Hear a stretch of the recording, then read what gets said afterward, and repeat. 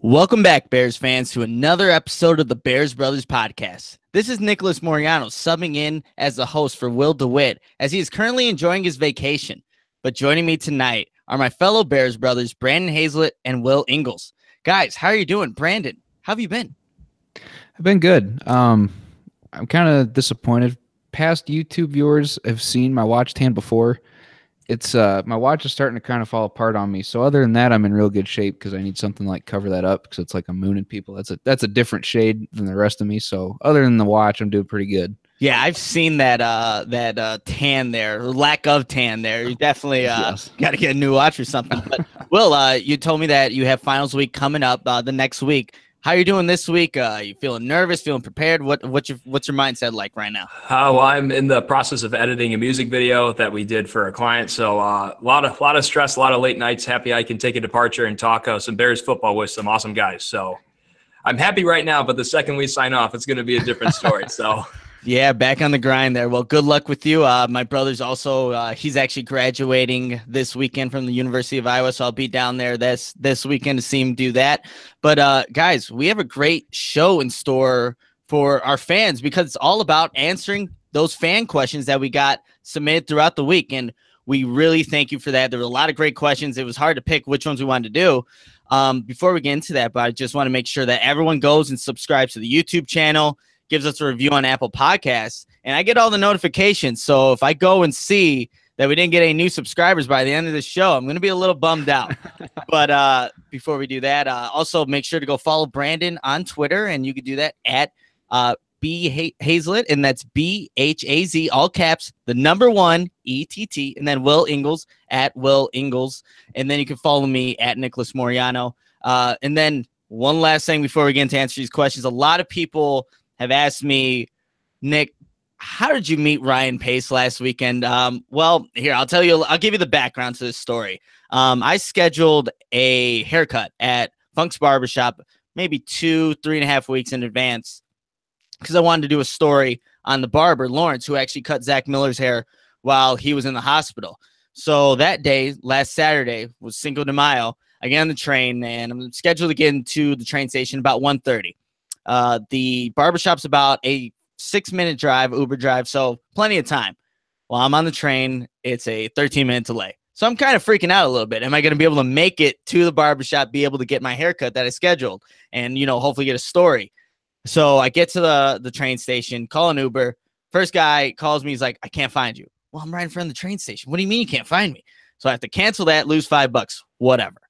Call another Uber driver, and in his bio, I see it says, it's hard for him to hear. So I'm thinking, all right, this is just perfect. Get in the Uber, and he's trying to do the small talk. I'm like, hey, I got to get to the place fast. He's like, fast? I'm like, fast. So we book it. Get there with a minute left. It's 1:59, enter the barbershop. And when you see it, it's a glass window, and the first chair you see in this barbershop is Lawrence's. And I'm looking, I recognize the barber. I follow him on Instagram and stuff. So I notice it's him, but I look in the chair, and I'm like, I do a double take just to make sure everything's real. It's just Ryan Pace sitting there. And what's funny, the thing is, I had my appointment scheduled at 2.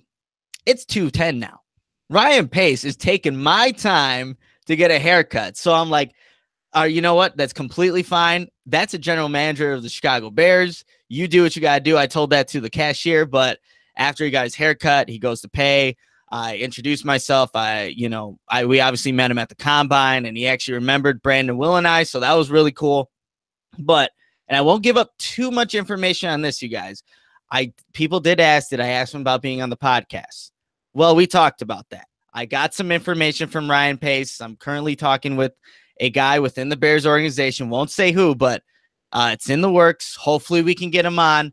But I did talk to him about that. So that's how I met Ryan Pace. That was Cinco de Mayo. So it was just a random Saturday that kind of just happened. We kind of have an act for just running into people. But yeah, that's how it happened. So now you guys know the story, and hopefully later down the road we can get Ryan Pace on a podcast. That would be amazing. But guys, you ready to answer these fan questions? Let's dive on in. Let's do it. All right. First one. First one comes, I hope I pronounce these right. And, Will has always said that he's not good at pronouncing names. Same here. These are Twitter names, so it's even worse. Twitter handles. So, at Wally_, I guess. So the question is, what is the worst record this team could have without being a disappointment? And Brandon, I'm going to hand it over to you. The worst record this team could have without being a disappointment. I think 5-11. I know that seems kind of low, but Vegas has the Bears pegged at 6.5 wins. And being fans, I think we shall naturally take the over. I know I am, but anything under 5 is a disappointment because that tells me that something didn't click somewhere. I really think that the team can go 3-1 against the AFC East, losing only to the Patriots.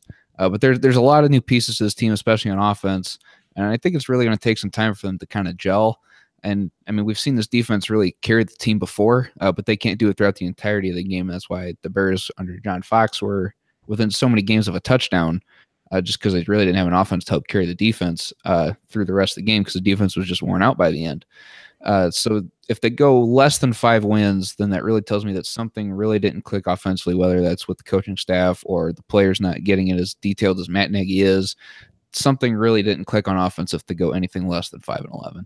Gotcha. That's interesting. Will, do you have a different opinion? Do you think 5 wins is the floor there? What's your take? No, mine is 6. Mine is 6 for me because that distances us from the John Fox era because that's the height of the John Fox era is 5-11. There is a whole reason why we have a complete redux of the coaching staff, the complete overhaul of the team and roster is because that wasn't good enough.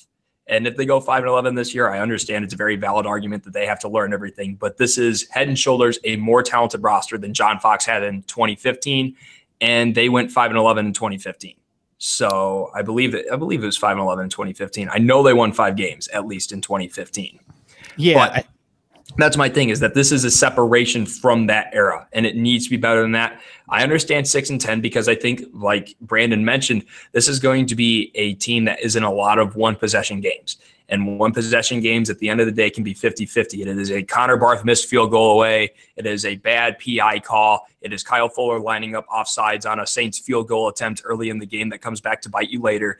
That comes down to one snap game. So I understand if all of those go against the Bears, which recently they have been. In 2016, the Bears are 1-6 in one-possession games. In 2017, they're 2-6. I mean, it's something that has, bitten the Bears in the past, but if those balls keep bouncing the wrong way, I understand 6-10. They're competitive. They're a new team, and they are at least taking some small strides forward from the John Fox era. Gotcha. So I actually have more expectations for this Bears team going into 2018. I think that the worst that they can do without being a disappointment for me, I think 8-8. I think the additions that they've made and just seeing the success from other teams. You look at teams like even the Eagles and Rams. Doug Pearson had Carson Wentz going into year 2. He played at an MVP level, obviously with Wentz before he went down. Not saying that Trubisky can do that, but you see what he can do with a second-year quarterback. Then you have Sean McVay, first year as a head coach. That's what Matt Nagy is going to be. And you see what Jared Goff does in year 2. Makes those strides, and it's a playoff team. So I'm looking at this team, 8-8, and anything less than that for me is a disappointment just because of the additions they made. And when you think about it, 14 wins, 33 losses in the past 3 years. This organization really needs to start winning now. I know Pace signed that extension. Obviously, Nagy's here. He's going to be here obviously more than just 2018, but this team really does need to start winning. And I don't think you can make those excuses anymore for the Bears. Like Nagy's in his first year. Trubisky's still learning the offense. All that's been done before by other teams, and I know every team is different. They all have their unique situations, but it's been done. So that's why I expect this Bears team, and we'll get into a couple questions about the schedule. I just see them being able to at least get 8 wins. I was looking at the schedule being optimistic, and usually I'm not very optimistic about these things because the Bears have always disappointed. But this season, with the additions they've made, I think is going to be a lot better. So 8-8 for me is the floor for this team. That would be a pretty good floor, honestly, better than anything the John Fox era. You guys have anything to add to that? Or you want to move on to the next question? I had a question for both of you guys real quick. I joined the Rams Talk podcast last night, and they were a little more optimistic about the Bears than I was because of this discussion we just had. I think there is going to be a little bit of a learning curve that's going to hinder them early. And as they continued on after I left, I heard them talking about, the Rams coming up to Chicago, and the Rams potentially losing that game is a trap. Do you guys have either of your wins in the floor against the Rams, or do you think that's? I just find that curious since I was on that last night. Gosh, when do they come up again? I'm blanking December 9th. It's like December. That's the thing. Week 14. If it's a bad weather game, I could see that being a trap for sure. That could be one where Jared Goff is having a hard time slinging the ball. It becomes like one of those 20-14 type of games. That's when I could see the Bears pulling out. But if it comes to talent-wise, not like. Right. Yeah, I'm right with you, Will. But it only comes in as a trap. That's exactly what Brandon says. So, if the Bears are, week 14, they're rolling somewhere near like a 7-7 or 6-7, counting in the bye, or 7-6. I don't think that happens the same way. They're much more ready. So I only see that as a quote unquote trap game. Yeah, I played through a couple scenarios where the Bears are winning certain games, losing other games, but each time they came to the Rams, despite whatever may happen, I just had them losing that game. I think the Rams I picked them early to maybe represent the NFC in the Super Bowl. That's how good I think this team can be, and there's no signs of them really taking a drop off to what they did last season. But yeah, the Rams are going to be really good. Again, we don't know who's going to be playing at that time, who's going to be more injured. So, and it's week 14, or already looking down the line there. But guys, let's move on to the second question. It does have to pertain to the schedule. At CC Tucker _Tucker, he asks, what is your record prediction if we win the first game against the Packers versus if we do not win? If we do not win, it will obviously be a huge confidence boost that could carry this team for a while. So I'll start off with this. I think when I was looking at the schedule, and like I said, I was going through different scenarios. Regardless if the Bears win or lose to the Packers week 1, I actually see them winning their next 3 games and finishing around, like I said, that 8-8, maybe at best, I think 9-7. And that's, I think, a lot of things got to go right. They got to stay healthy, but you look at those first 4 games, week 1 at Green Bay. So let's say they lose that one. You have week 2 versus Seattle on Monday night. That Seattle team is nowhere near the team that was dominant the past couple of years. That defense is no longer the same. Legion of Boom is essentially gone. Week 3 at Arizona. I think, if it's Mike Glennon playing or if it's Sam Bradford, who knows? Even maybe Rosen. We don't know yet. So I think they can win that one as well. And then Tampa Bay. I think this would be the 4th straight year if Tampa Bay were to beat the Bears. Like, there would be 4 wins in a row against the Bears. I don't think that they won in 2015. Bears won 2015, 26-21.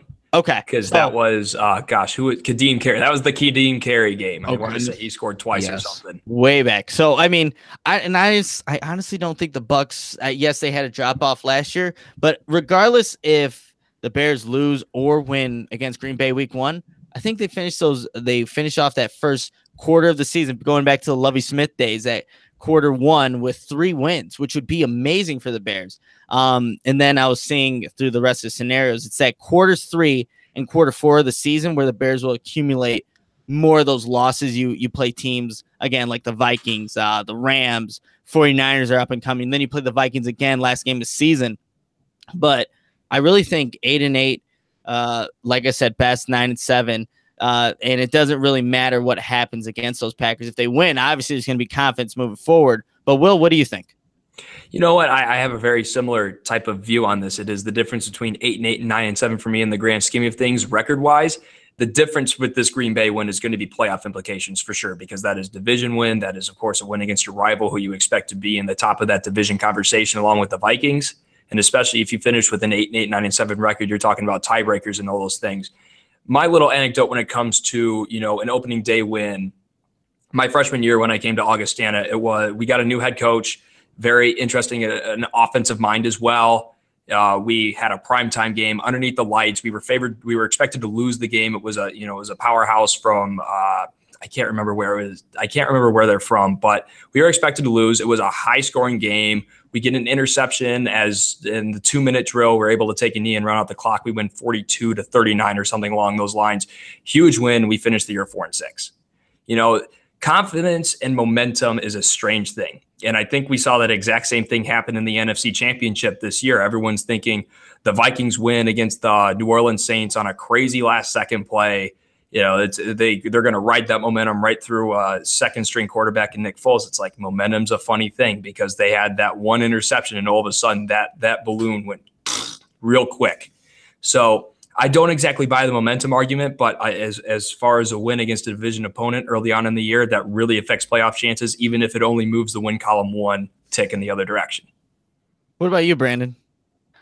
It's an interesting take. Well, I was thinking the opposite thing. Like, yeah, that's a huge confidence boost. And, that would get them to the 7 or 8 wins that I don't want to say I expect them to get to, but that puts them on the over from what Vegas has. So that was an interesting take. I never thought about it that way.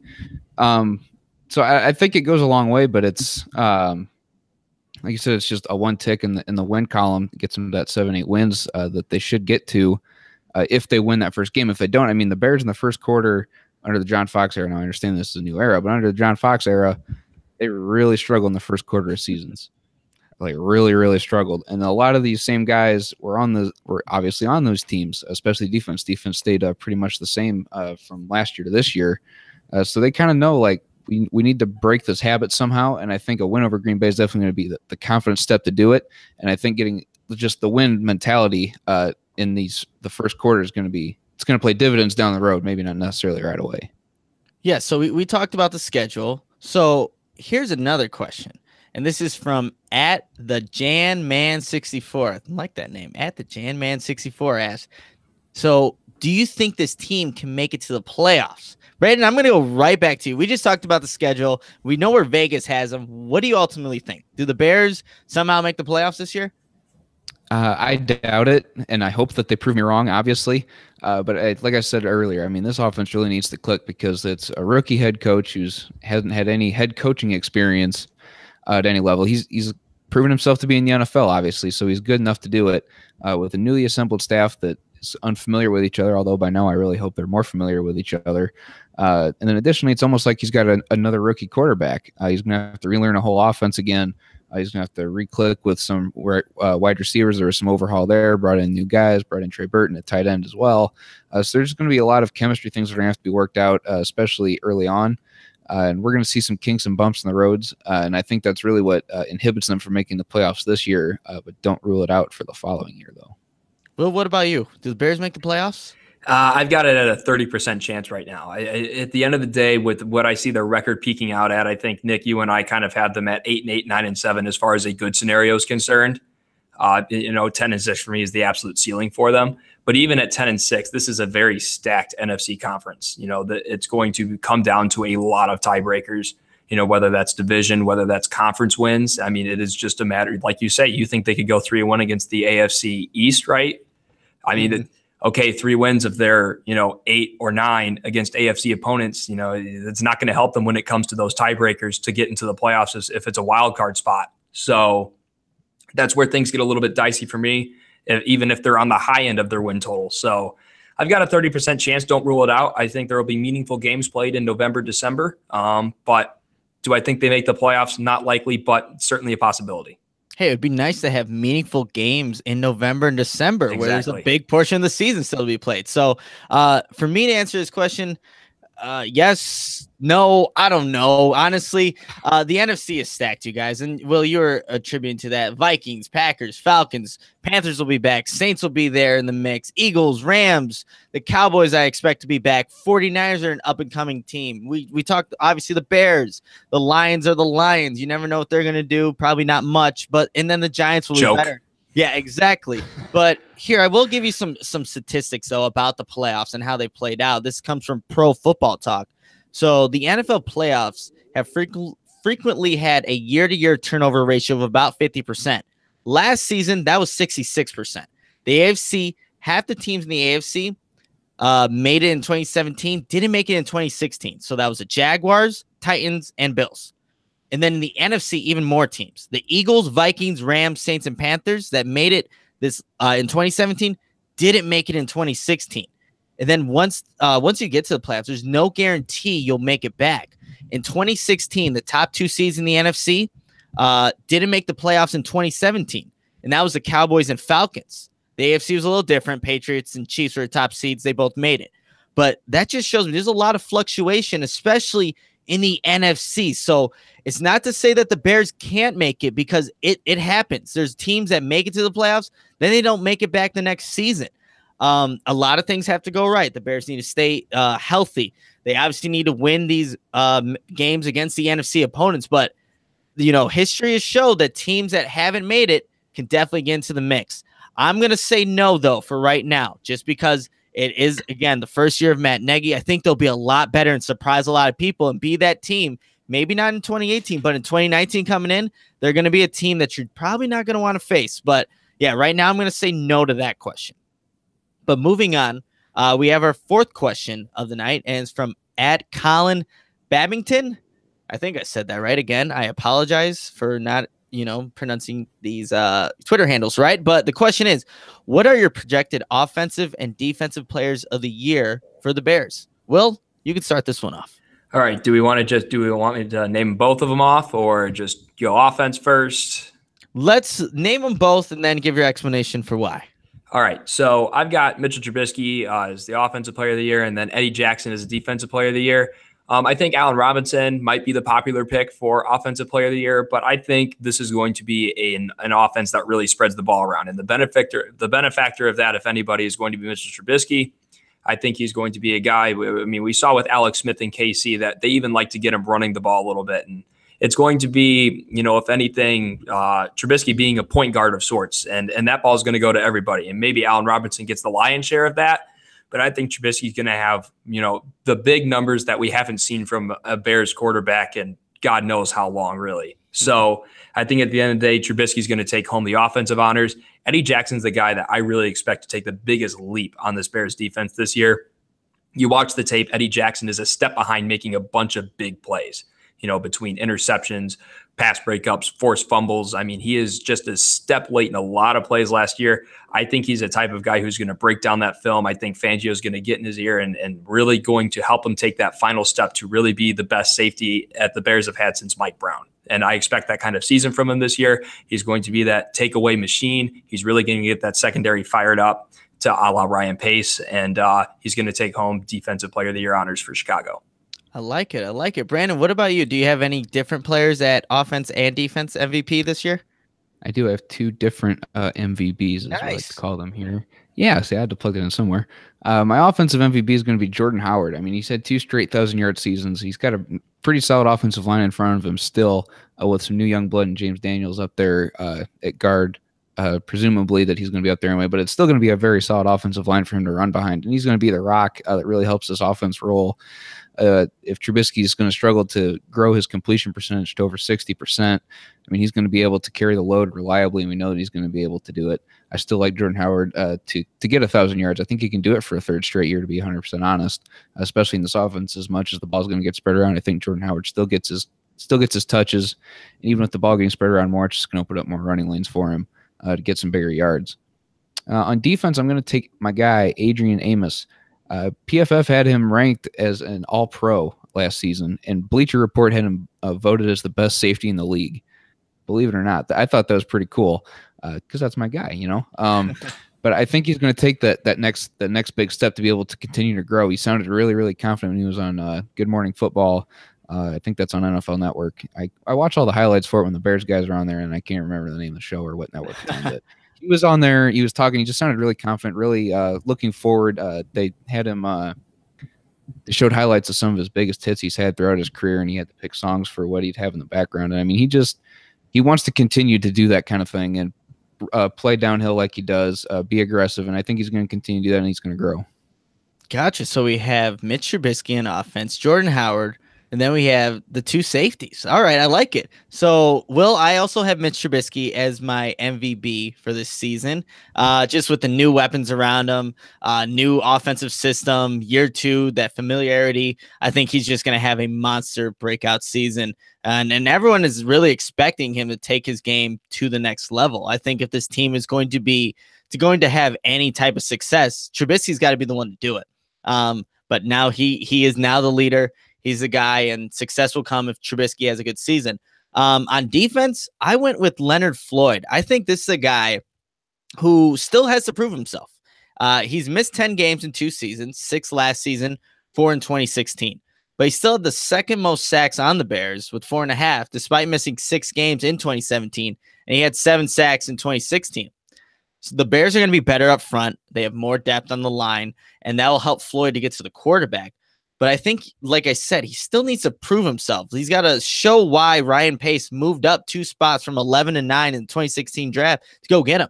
And I think Floyd, if he can stay healthy, I think he has the technique, the speed, the ability to just get around tackles and cause havoc in the backfield. So I'm really expecting him to have a big season. And like I said, the guys up front are really going to occupy, those offensive linemen. And I think this Bears defense in general is just so much better that you really can't really double team one guy. So Leonard Floyd coming off that edge for me, I think I'm expecting him to have a big season. I know he wants to go out there and prove himself. He's going to be right next to his former Georgia Bulldog teammate, Roquan Smith. I think Leonard Floyd is going to have a breakout season. I'm really surprised. And, we all have great picks for the defensive guys. Surprised no one said Akeem Hicks. And Brandon, I swear, when you went, I'm like, trenches. It's got to be Akeem Hicks. But, hey, I mean, still a great pick. Yeah, I mean, I thought about Akeem Hicks. I think he's definitely deserving of it, but he needs to be able to show that he can continue the pass rush throughout the entirety of the season rather than just the first half. Yeah, and I think with more defensive playmakers, he's going to be healthy for the longevity of the season, which will be good for, obviously, the Bears defense and all Bears fans. All right, let's get on to our 5th question now, and this one comes from Reed Weber 320. Looking back, would you rather draft Roquan Smith or Quinn Nelson if he had dropped to us? And I'll just start this off. Obviously, after seeing how the draft played out and seeing who the Bears were able to get in the second round, I'm still going to stick with Roquan. I guess I don't know how I didn't put this together pre-draft, that I just didn't see. I underplayed the role, really, of not having a true leader on the defense. And when Roquan Smith was drafted, that's what first went into my mind, kind of. The Bears got their future leader of this defense, a linebacker, an inside linebacker, and that's exactly who that leader needs to be. And just for some reason, as I was kind of looking at each prospect, and obviously I had my guys that I liked, I never really put a leader as something that the Bears actually needed on that defense to take it to the next level. But it just made so much sense when they drafted Roquan Smith. And even if Quinn Nelson had dropped, and Ryan Pace, he alluded to this, I think it was on the Hogan Johns podcast, he would have had a tough decision to make between Smith and Nelson. But you see the Bears get James Daniels in that second round of, honestly, I think a first-round talent that just fell to the second round. So I like Roquan. I think the Bears made the right choice in drafting him, even if Quinn Nelson had dropped to, the Bears. But Will, what's your take? Do you like Roquan? Would you have taken Quinn Nelson? I'm going to share your view here, and it definitely took me a little bit looking at the draft, post Saturday to really view everything, and then seeing what Daniels does opposed to Quentin Nelson. Now, am I saying that Daniels is a better player than Nelson? No, I think Nelson's one of the best guard prospects I've seen in my entire life. But I think what Daniels does well is what Nelson lacks, and that's that real good ability to get out in space. And that just seems to be the direction that Nagy likes to go in with his offense. And that's not to say Nelson wouldn't have succeeded in Chicago. I think he would have been a great pick. But I think with what they got in the second round, which I think was an A player, in the second round that fits the scheme probably better than Nelson would have. Even if Nelson would have succeeded because he is just that raw of a prospect and that great of a player, I think Daniels fits their needs more. I think he fits the scheme more. And then you already kind of said it all with Roquan Smith, that he is a guy that I don't think a lot of Bears fans understood that we needed, but that we did desperately need, not only from the intangibles level, but from just the future of what linebacking will probably be in the NFL. And that's going to be covering a lot of space in a very small amount of time. And I think that's what Smith does best. Yeah, Brandon, what's your take on this? Quinn Nelson, trenches guy, or Roquan Smith, future leader of the Bears defense? I know I kind of skewed that in one way over the other, but yeah, what's your take on that? First of all, I thought Will absolutely nailed that. Took a lot of things I wanted to say, and he threw it out there, which is great. And as much as I loved Quentin Nelson, I really, really did. I wanted him, obviously trenches guy. But with so many additions to the offense that they did in free agency, I think going defense first round was the right move. Getting Roquan Smith, double the right move. They say, 2 lefts don't make a right, but Ryan Pace made 2 rights, so that's 2 thumbs up in my book there. So I think Will really just nailed it. I mean, James Daniels probably fits the scheme better than Quentin Nelson does. Yeah, and I know that pre-draft, Brandon, you and I, we both if I had to choose a linebacker, Roquan or Tremaine Edmonds at the time, I was an Edmonds guy just because of Yeah, we didn't both know were. we didn't know what he could be. Like, could he be that edge rusher? But just after the pick was made for Roquan Smith, it just sunk in, and I think I don't know. I haven't met a Bears fan yet that has not liked the pick, and he wasn't even one of my top. He wasn't even my top. He was my fifth guy, I think. But now that he's there, man, I'm so glad that we got him. So Oh, absolutely. consensus is Roquan Smith, you guys. Two thumbs up. 2 thumbs up. We'll get on to our sixth question now, and this comes from at Lord_Johnny23. What's going on, Johnny?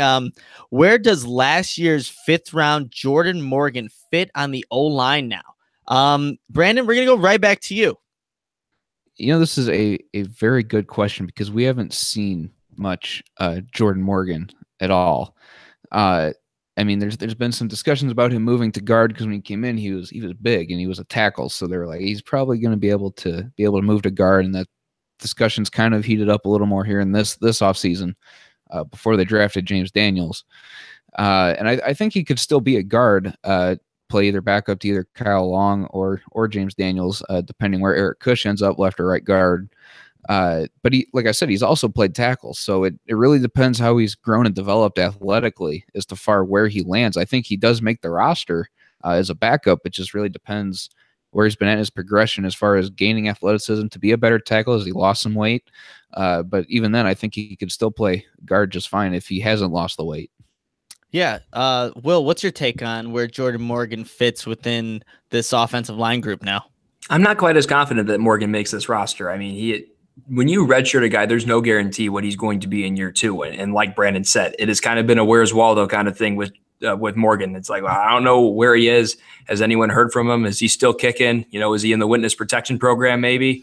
So, I mean, of course, the hope is that when you draft a prospect as raw as Morgan, that he develops and he takes a lot of things out of year 1. But right now, he's the odd man looking out for me. I mean, I think the Bears take eight linemen into the season, if I had to guess. And I think Leno, Long, Massey, Whitehair, Daniels, Cush, and Sowell are 7 that are going to be there. I'm pretty confident locking those in. Maybe Sowell, you got to have a swing tackle somewhere. And I think Sowell played well when asked. I don't think he's who you want to start, but, as a swing tackle, I think he fulfills that role. Well, that leaves you with Watford, Rousseau, Morgan, and Cameron Lee as, odd men out. So if you ask me, I mean, there's a chance they carry 9. That's certainly possible. And then that makes that competition a little less, intense. And there's no telling, which undrafted free agents they could also bring in that also compete with them. But, right now, if they carry 8 linemen, Morgan's seat's pretty hot because I think Rousseau's kind of a stock going low kind of guy. Mm-hmm. But, when a roster spot's on the line, you never know how a play's going to ignite and change. So right now, you think Rousseau's got a chance to make the team even with Cody Whitehair and James Daniels both being able to play center? Yeah, I think like I said, I think they're both kind of on that 8th man spot. I think it's possible. Do I think it's likely? I mean, you got to point Morgan on my 8th spot. I agree that they're going to carry it. I just have Morgan as my 8th. Yeah, and I think, and is Morgan the inside looking in? Yes, but when you're on the 8th spot, that's not exactly a comfortable position, and that's just where I have him right now. For sure. All right. I like this offensive line talk. Not really. I had to actually go watch film on Jordan Morgan to see if he actually played, and he did most of his playing. It was in the 4th preseason game against the Browns. Yes, that's what I was doing with my day-to-day. It was a slow day at work, so I was watching a Browns-Bears preseason game. And according to 247 Sports, he actually played 50 snaps in the preseason. 29 came in that preseason game, so that's the only one I really wanted to watch. But yeah, and Will, you mentioned they also brought Earl Watford from Arizona, so he's a guy that I do have right now in front of Jordan Morgan. So and where they had Jordan Morgan playing was at that right guard position, primarily in that 4th preseason game against the Browns. So if you're looking at the depth chart right now, it'd go Kyle Long, probably Watford, then Morgan. So, and if they're thinking maybe 8, maybe 9, it's going to be tough because now you obviously added James Daniels. Eric Kush is obviously going to be there. You have your 2 tackles. There's a large number of offensive linemen we just don't know about Morgan. Obviously, you don't want to see a guy that was drafted be let go just a season after. But it's definitely a possibility. So with that being said, I just don't know where he actually really fits on there. I have him as third string, regardless if he plays left guard or right guard.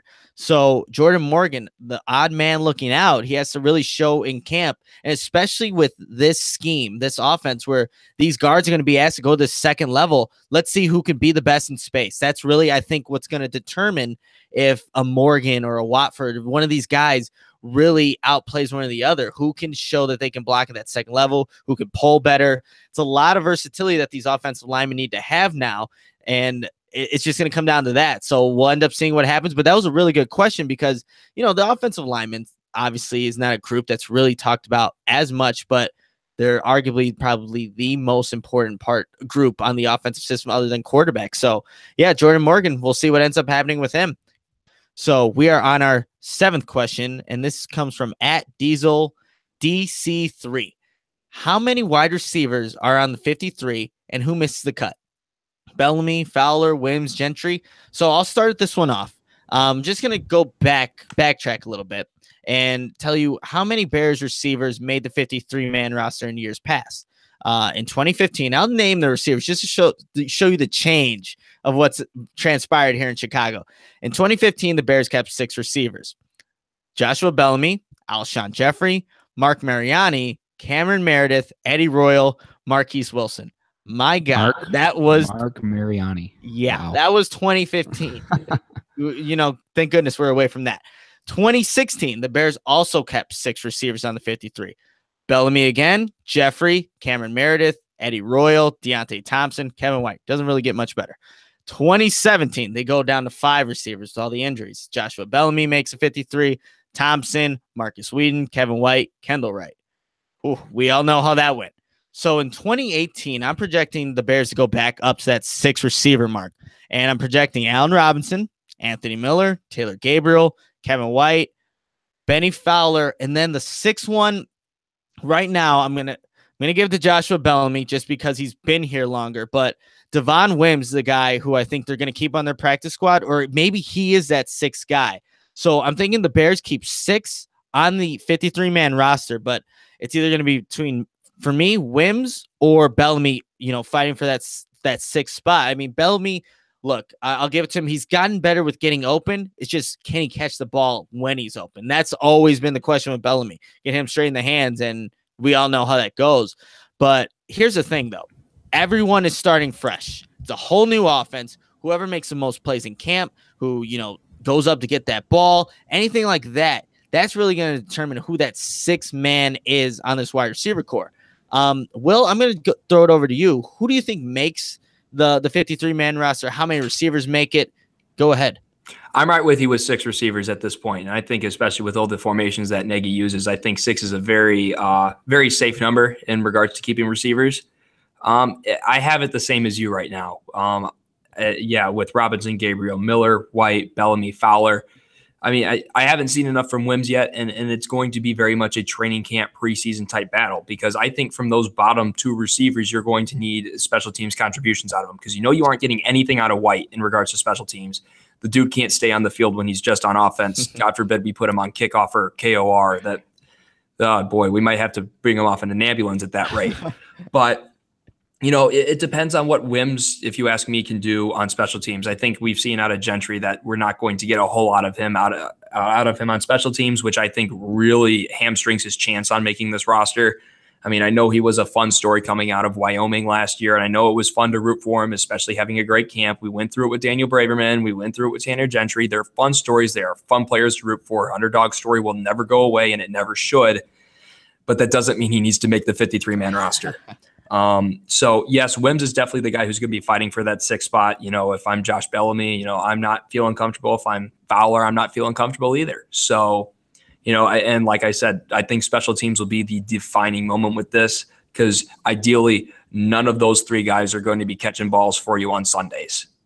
So it's special teams for me that's going to make the difference. And right now I'm going to give it to guys who have established themselves, and that's Fowler and Bellamy. Wims, we'll see what happens. All right, Brandon, what's your take on this? How many receivers make it, and who are they?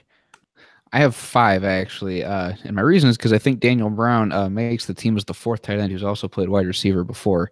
So that's why I only have 5. Allen Robinson, Taylor Gabriel, Kevin White, Anthony Miller, and I have Benny Fowler. Nick, I think your argument for Josh Bellamy's kind of weak just because he's been here the longest. I said last year that Josh Bellamy was going to make it just because that was the John Fox thing to do. They kept him because I think it was the John Fox thing to do. I think now with a new coach, I think Josh Bellamy sees his way out. That opens the door for Benny Fowler on a 1-year prove-it deal. Like you said, Will, Javon Wims just doesn't have the special teams ability to be able to make the roster, and is as great as an underdog story. Again, like Will said, as Tanner Gentry was. I think it was just overhyped. Last year when he came in and played, he didn't do much against Tampa Bay Buccaneers, and I think that he kind of lost his chance there. He's really fighting this year. Yeah, and speaking of underdog stories, my guy from Iowa, Matt Vandenberg, is going to get a try with the Bears. Maybe I mean, he's a great guy, but again, those guys are not ones that really make that 53. It's great stories, like you said. But hey, I'm with you, Brandon. With if Bellamy doesn't make the roster, I'm not going to say I didn't hate it because you know me and with the Bellamy over the years. He just drives me insane. But I don't know. I think just with consistency, and you just need, I think in this scheme, you just need a lot of wide receivers because there's going to be a lot of guys in a lot of different positions making plays. But we'll see what ends up happening. I think. But to further back up Brandon's point on 5 receivers being on the roster, I mean, there are a lot of kind of tweeners especially at the running back position, if you ask me. I mean, and it's also with Burton as well. Mm-hmm. You have a lot of guys who kind of function as both players there. So if you're looking for that, 5 receiver-ish kind of deal, you technically have more than that on your roster because Benny Cunningham and Tariq Cohen are, if you ask me, more wide receiver than running back. Maybe Cunningham a little bit more, in between than Cohen being more of a receiver gadget guy. If Taquan Mazzell is still out there and he's much more of a gadget receiver, I don't think he makes the roster. Right. But I mean, he's just another one of those types of players that is on the current Bears roster going into camp. And like I said, Burton's another one of those guys. Shaheen's not your typical tight end either, and Sims is probably your inline guy. But I mean, there are a bunch of guys who are capable of lining up outside. So there is a possibility that five receivers are on this roster, which yes, likely means a long-awaited goodbye to Joshua Bellamy. But it still remains to be seen. Yeah, I mean, I'm glad I don't have to make these decisions because there's a lot of guys on there, and obviously you got to keep it to 53. But yeah, it's going to be interesting when it all comes down to it because, like you said, Will, there's a lot of guys that can function and play kind of those 2 positions, those tweeners, like you said. But it'll be interesting for sure. All right, our 8th question comes from Devin Deal. What do you think of trading for either Shane Ray or Shaq Lawson? Seems like both are miscast in their current situations and could add needed depth to our outside linebacker core.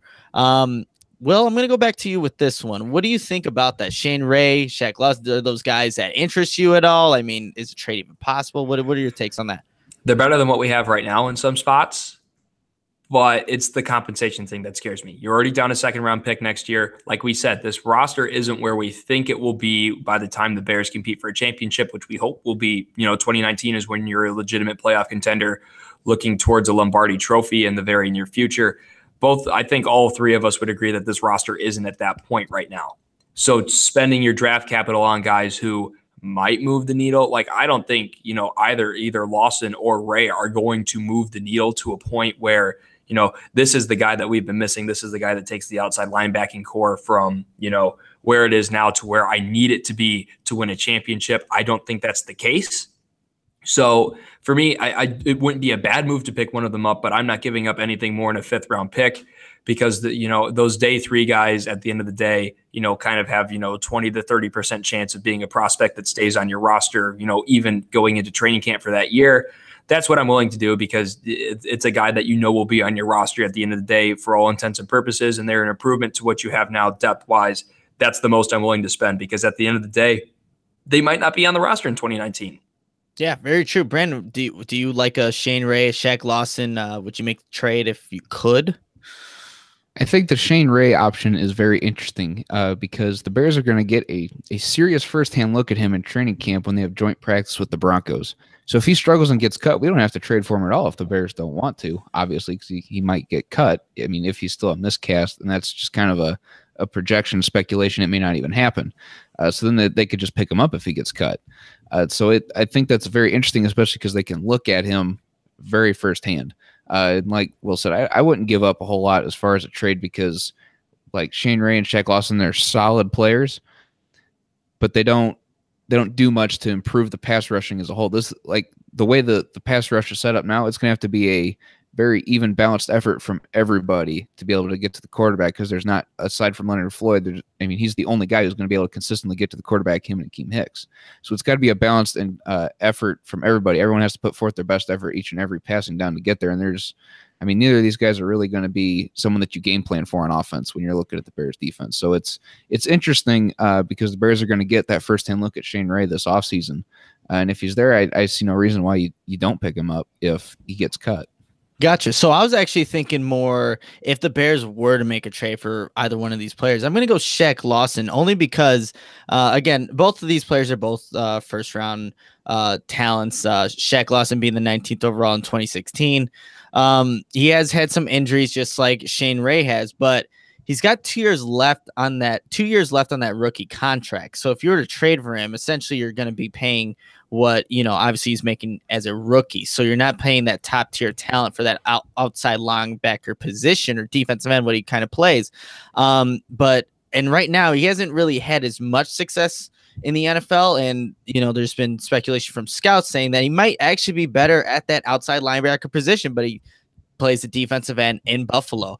That's if I had to choose between these two guys. I'm not saying that I would make the trade, because Willie made a great point, because how much better do the Bears get? Do they make them okay, they can compete right now, or to where they still need to get some pieces, obviously establish themselves as a good team to actually compete? So I don't think even with either one of these additions that really does much for them.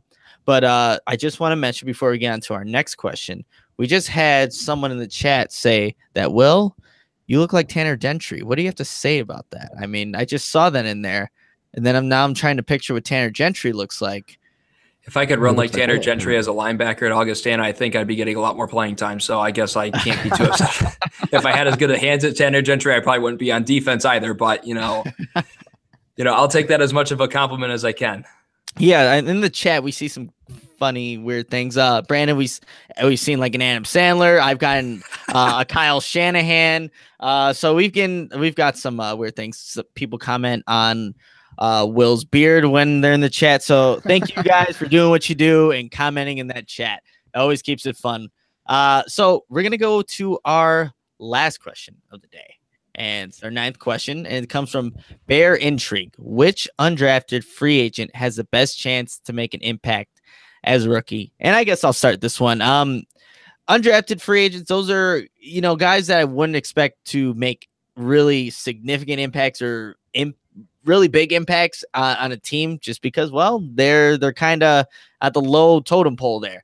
But a guy that the Bears have brought in, who's going to be participating in rookie mini camps this weekend, Kevin Tulliver from LSU, the 6'3", 204-pound cornerback, a guy that obviously played in the SEC, has played against some really good competition in the 2017 season.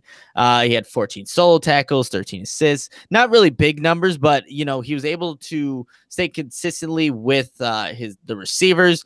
But it's a guy, he maybe didn't get drafted because of his attitude. There's a lot of scouts, a lot of people around the league said, he has a talent to maybe become a starter in this league one day. But man, that attitude, just something about him, like the arrogance that he has. And when you think about it, is that a guy that maybe Ryan Pace wants to really bring onto this roster because of the culture that they've now established, which seems like a really core group of guys, but he can play football. So it would be interesting to see. That's a guy. And again, I don't really think any of these guys can make an impact as a rookie, but you're looking at special teams. Who's going to contribute on special teams, make that tackle, be the gunner.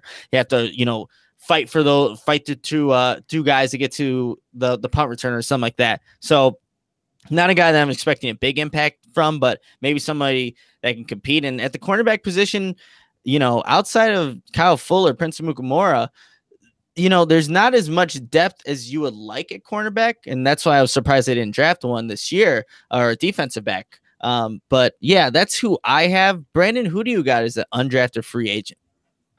I know you were, we kind of talked about this a little bit in our chat, that when Will had Roquan Smith as the first pick and he yelled and he was so happy and you were kind of frustrated or whatever. And we seen that. The Bears signed Michael Joseph as an undrafted free agent. That's the guy that I picked in the 7th round of my mock draft on the show. Does that count for anything?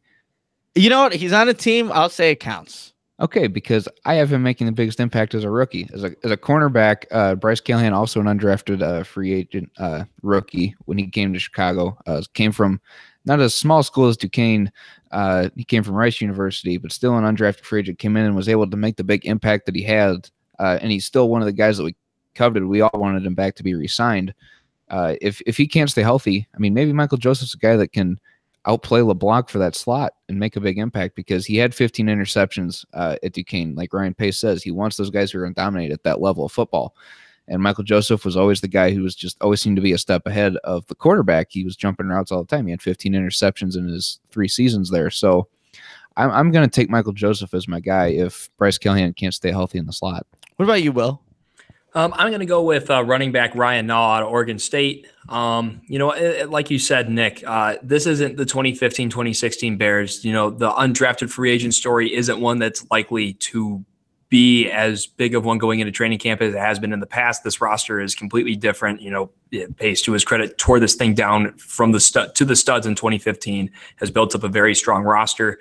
I think I wanted to say something when we were talking about whether to keep 5 or 6 receivers on the roster. It's like, thank God I don't have to make this decision. Whereas, 2 years ago, we're talking, thank God I don't have to make this decision because I cut half the dang team. and I mean, it shows the talent overall. So in regards to making a contribution, I made a bit of a stink a few weeks ago when I was on the podcast about the Bears not having a true number 2 running back. And Null, I think, is kind of a little bit of a carbon copy of Jordan Howard in his running style specifically. I think he's much better in the pass game. What I think makes Null the potential to contribute so much is that he can line up at H-back and that he is versatile in where you can line him up. Even if they wanted to run a fullback type play every once in a while, which Nagy has proven to do. I believe Sherman was his guy in KC, wherever they had kind of that H-back, fullback type personnel. He can flare out. He can run passing routes. He is a more reliable receiver than Jordan Howard, but he is capable of having that, go-ahead running style. I don't think he has the vision and the ability to cut that Jordan Howard does. He's not going to break off, 20-yard gains regularly like Jordan Howard does. But he is someone I feel confident if Jordan Howard goes down for 4 games, now it makes me a lot more confident handing the ball to him, 10 to 15 times, maybe even 20 a game, opposed to the combination of Tariq Cohen and Benny Cunningham. And that has a lot to do with his downhill running style. I think that just fits the zone scheme a lot more than Cunningham or Tariq Cohen can do. So that's my guy. Yeah, definitely. I mean, and you made a good point. In 2015, these undrafted free agents were able to make a contribution on the team, like a Bryce Callahan, and obviously Cameron Mears was a part of that class, had his breakout season in 2016. Well, there wasn't a lot of talent on those teams, so that's why they were able to go in, compete, contribute, do some good things, and they've become good players. So kudos to them for doing that. But now you're seeing these undrafted free agents. Now they're coming to a Bears roster that does have a little bit more talent, a lot more talent than it did in 2015. So it's going to be harder for these guys to really compete at, prime positions and, make, like the question asked, a significant contribution to the team. So, hey, that's not a bad thing though. You want to have good players, and if, people are competing, they just can't make it because it's too talented. That's exactly what you want. But guys, that's all of our questions for today. I mean, that was fun. We had a lot of good questions, a lot of good discussion. We got in depth about offensive linemen in the group there. That's always great. So yeah, it's going to be exciting. But that will do it for this episode of the Bears Bros podcast. Thank you to everyone who watched live and were interacting in the YouTube chat. I don't know who said someone looks like Luigi. I'm probably assuming that's me because I have a mustache, but you guys are great. We wouldn't be here without all of you. I'm sure we'll be back soon. And in the meantime, make sure to keep up with all the coverage of the Bears. Also, like I said earlier, rookie minicamp does start this weekend, so make sure to keep your eye out on that. But until next time, bear down, Chicago.